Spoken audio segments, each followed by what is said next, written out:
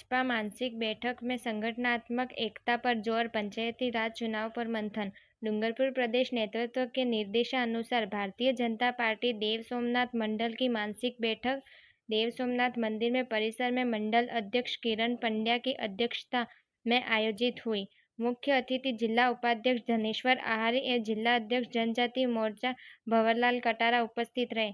बैठक में आगामी पंचायती राज चुनाव की तैयारियों, बूथ स्तर तक संगठन को मजबूत बनाने तथा संगठनात्मक एकता पर मंथन किया गया।